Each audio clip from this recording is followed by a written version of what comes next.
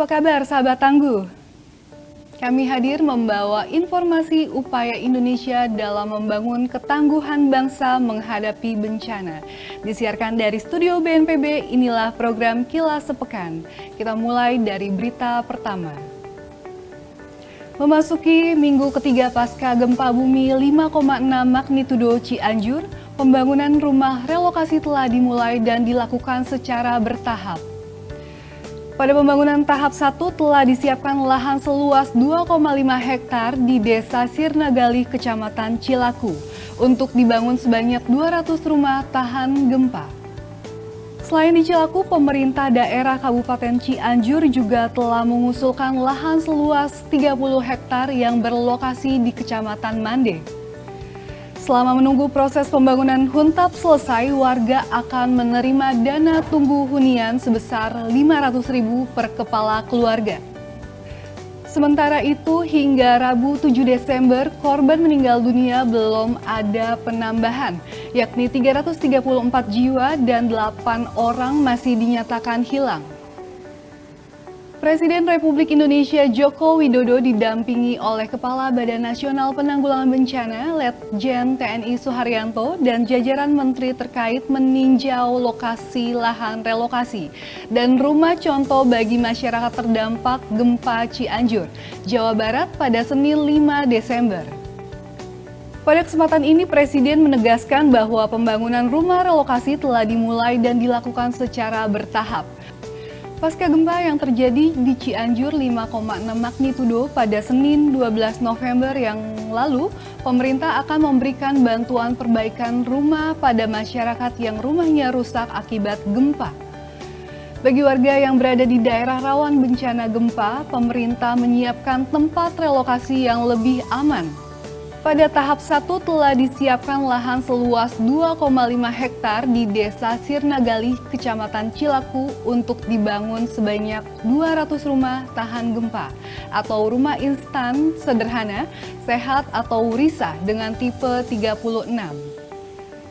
Presiden kembali ke Cianjur pada Kamis 8 Desember guna menyerahkan bantuan berupa dana stimulan kepada warga terdampak di Batalion Rider 300 Cianjur, Jawa Barat. Kepada seluruh warga yang menerima bantuan, Presiden meminta agar dana stimulan diprioritaskan untuk membangun rumah kembali. Dalam kesempatan ini, Presiden Joko Widodo meninjau kondisi Sekolah Dasar Negeri 1 Sukamaju yang roboh dan rata dengan tanah setelah diguncang gempa bumi 2 pekan lalu.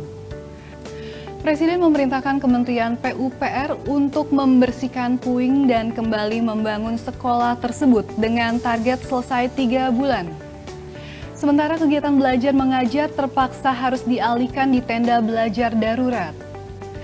Di tengah upaya kesiapsiagaan menghadapi ancaman bencana hidrometeorologi, Badan Nasional Penanggulangan Bencana melalui Direktorat Sistem Penanggulangan Bencana terus melakukan sosialisasi Inaris personal di beberapa kota di Indonesia.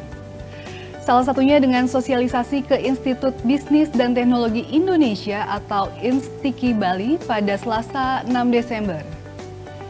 Denpasar menjadi kota kelima untuk giat sosialisasi Inaris setelah Yogyakarta, Malang, Jambi, dan Bandung. Melalui kegiatan ini, BNPB berkomitmen dalam mengedukasi masyarakat pentingnya pengurangan risiko bencana melalui sosialisasi dari kampus ke kampus. Sosialisasi di INSTIKI Bali dihadiri tak kurang dari 100 mahasiswa jurusan Teknologi Informasi. Inaris Personal memiliki tagline baru di 2022, yaitu diinstal, dibuka, dicek bahayanya.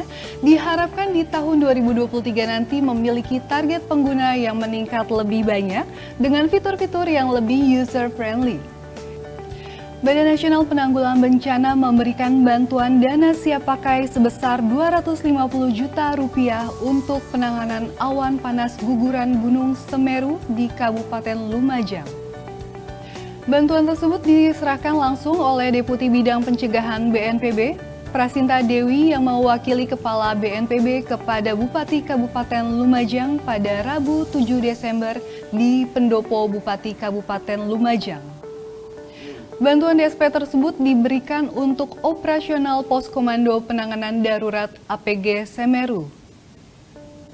Hingga Kamis 8 Desember pukul 18 waktu Indonesia Barat, pengungsian pasca APG Gunung Semeru tersebar di 6 titik dengan jumlah pengungsi sebanyak 442 jiwa.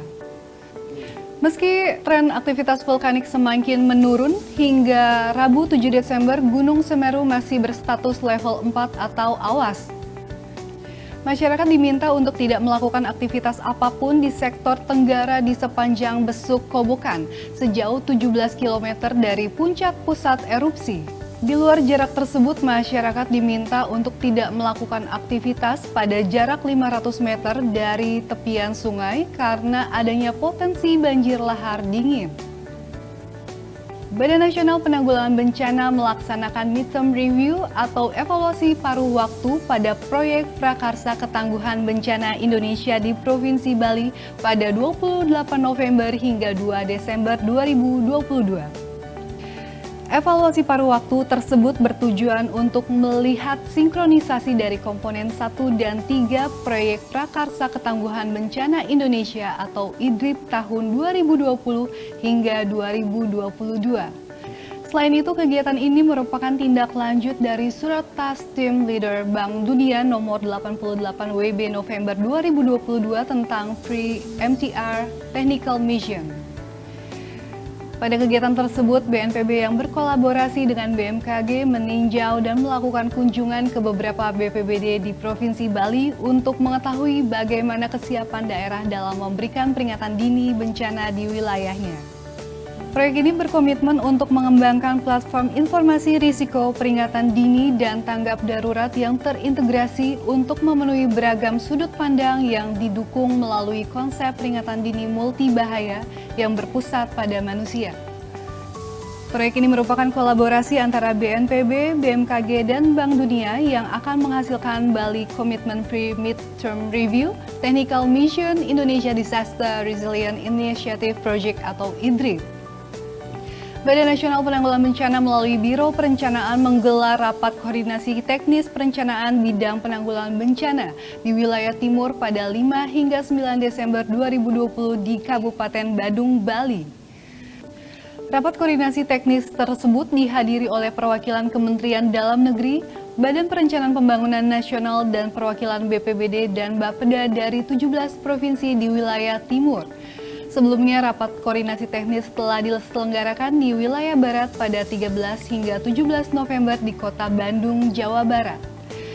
Rapat koordinasi teknis atau Rakortek ini bertujuan untuk menyiapkan bahan penyusunan rencana kerja pemerintah dan rencana kerja pemerintah daerah tahun 2024, khususnya dalam bidang penanggulangan bencana. Selain itu, dalam rapat ini dilaksanakan untuk mensinkronisasi rancangan awal rencana kerja daerah dengan rencana kerja BNPB.